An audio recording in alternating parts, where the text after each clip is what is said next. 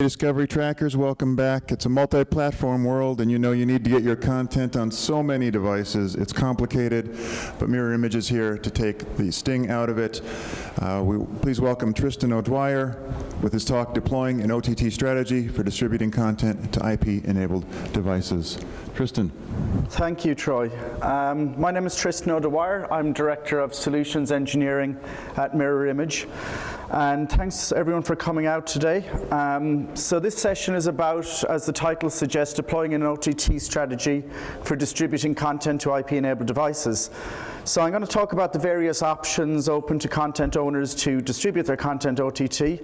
I'll talk about the various merits of the various approaches, and I'll also talk you through a new solution that Mirror Image has developed that, as Troy says, takes the pain out of that, takes the sting out of that. So we'll start with some definitions. I mean, I'd imagine if you're attending this talk, you know what OTT is already, but we'll just start with some definitions. So OTT means delivering content over the internet as opposed to traditional cable or satellite networks.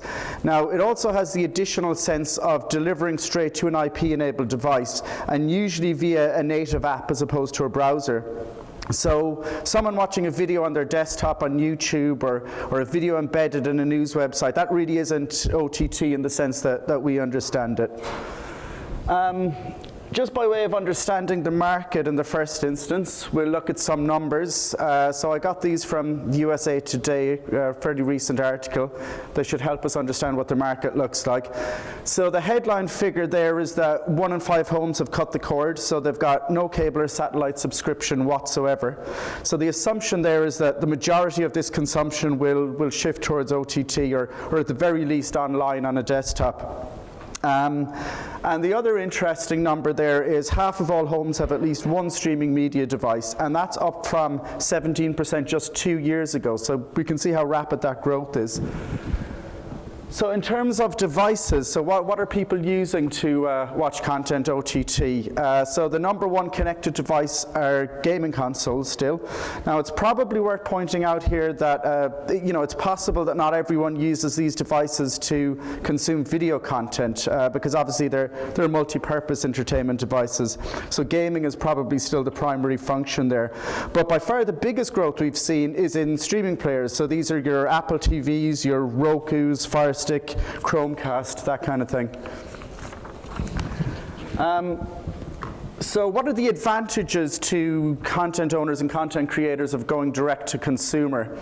So let's say, imagine the case of a small faith-based broadcaster or say a medium-sized sports franchise. So an OTT app can either complement or it can indeed replace a linear TV channel. But it doesn't have to be an either-or proposition. It's all about increasing reach, getting your content in front of the most amount of people. You tend not to have transponding or multiplexing costs. Again, these can be prohibitive for smaller broadcasters. I know in the UK that uplink costs are now about £30,000 UK a month, so it's quite a significant monthly outlay for smaller broadcasters. OTT is cheaper than satellite distribution up to about 10 million viewers, and the costs tend to scale with growth. So if nobody watches, you're generally not incurring distribution costs, unlike satellite or cable. So what are the options here? So again, let's imagine if we're that small faith-based broadcaster or the sports franchise, the small content owner, and we're sold on the benefits of OTT. We know this is something we need to do. Where do we start? What are our options for getting an app onto the various platforms? So generally speaking, there's 3 ways of going about it. You can build it yourself, you can pay someone else to build it, or you can use a self-service build and deployment platform. And we're going to talk about that last option in a bit more detail later on.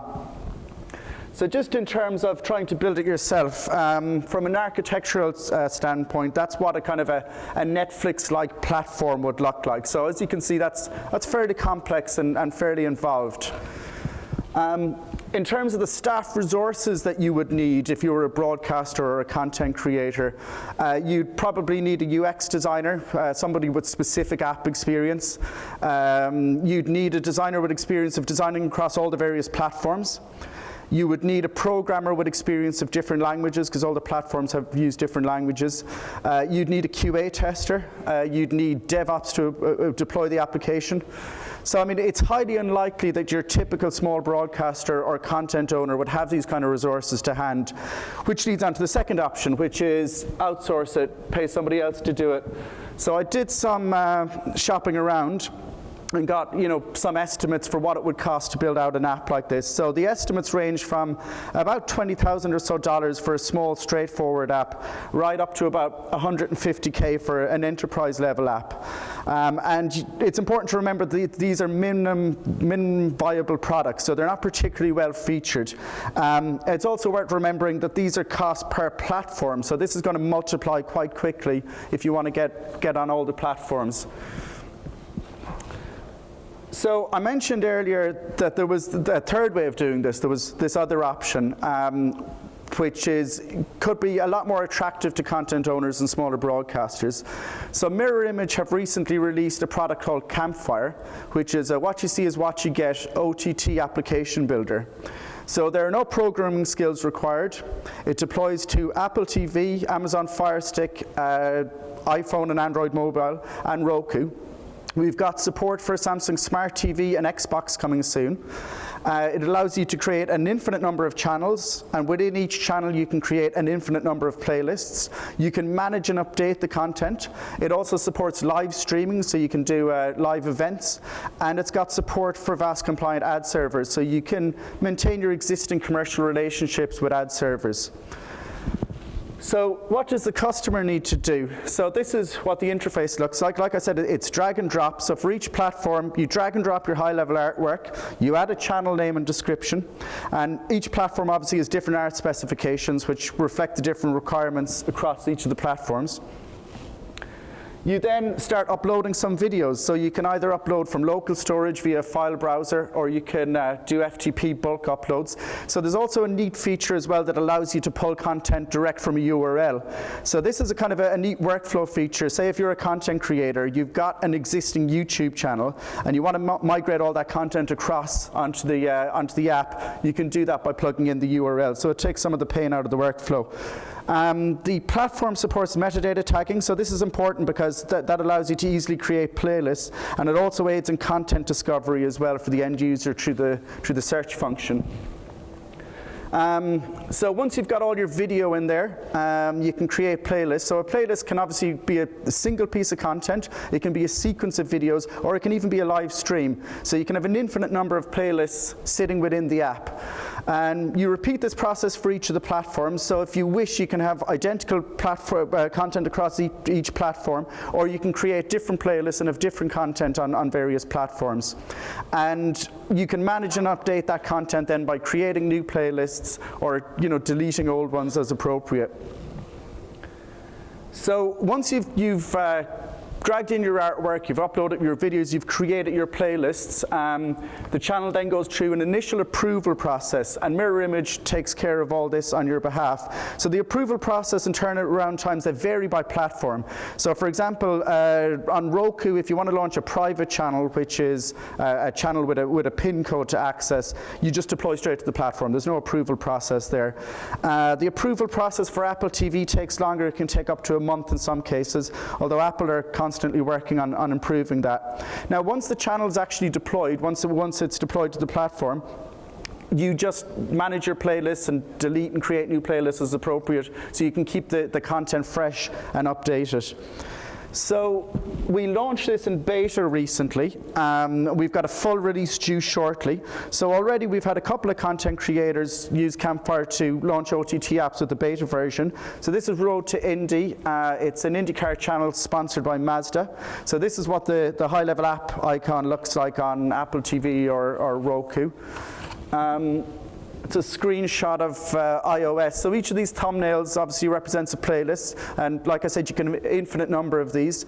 So like I said before, the playlist, it can be a live stream, it can be a piece of content. Live streaming is obviously very useful for sports broadcasters or any kind of event that is best enjoyed live rather than on demand.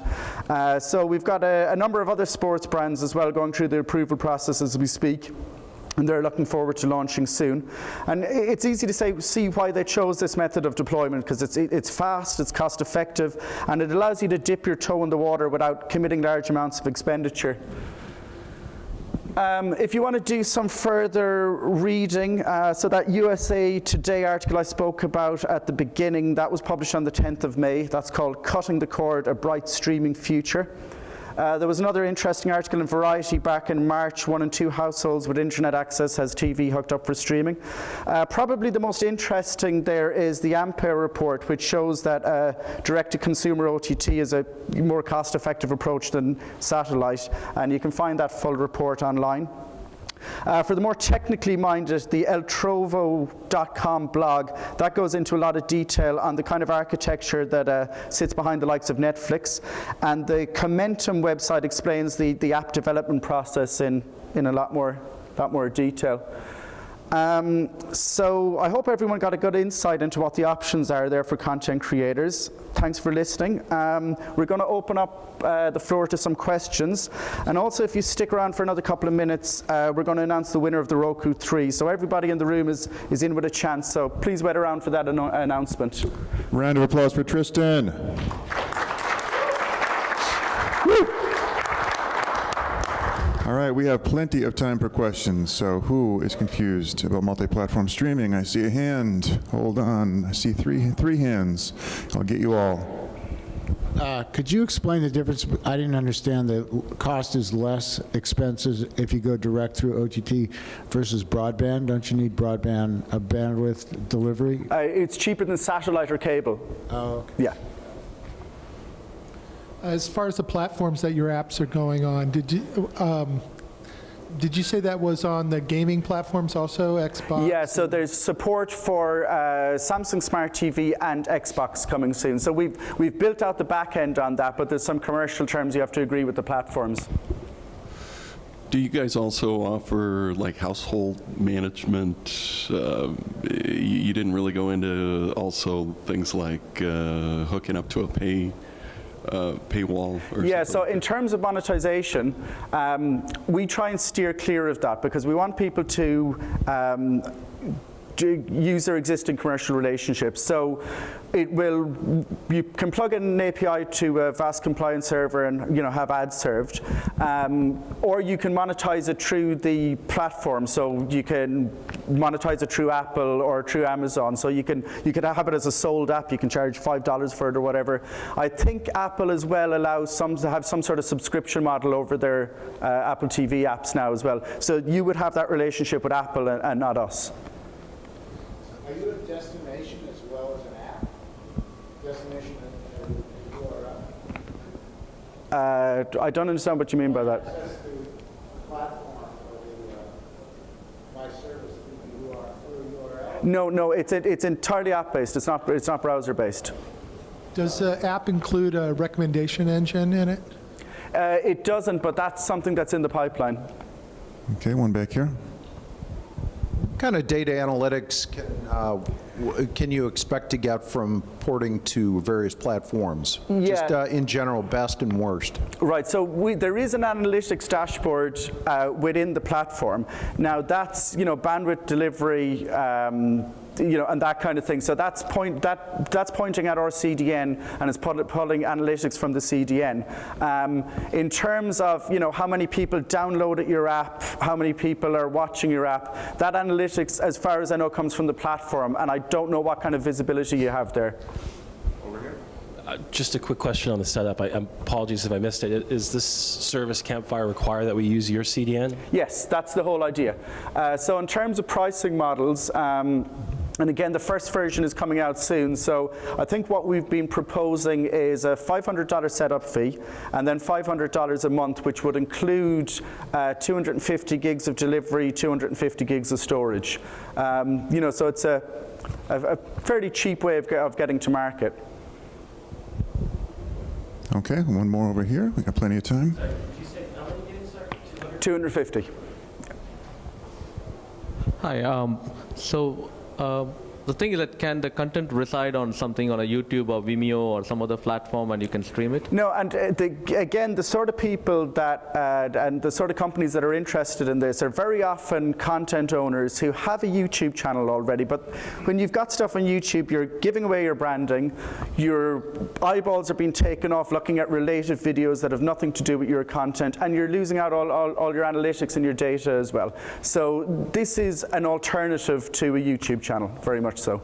And so the content owner just gives the content and you automatically make the apps, like a cookie cutter app, is that what it is? That's exactly what it is, yeah. So we've built the apps and we've given people a UI to, like you say, it's a cookie cutter. It allows them then to deploy and manage to, we've built it once and use it again many times, reuse it many times. Okay, and just one other comment. I was looking at your site, campfire.com, about a week ago, and the URL was nothing there. So I don't know. That's probably because we've pulled the beta platform. What is it? Because it was in beta, and we've got a full release coming out soon, so we probably pulled the beta platform. That's probably why. I just want to point out to you. Thank you. Okay, what do we got here? A lot of questions, a lot of good questions. It looks like that is done now.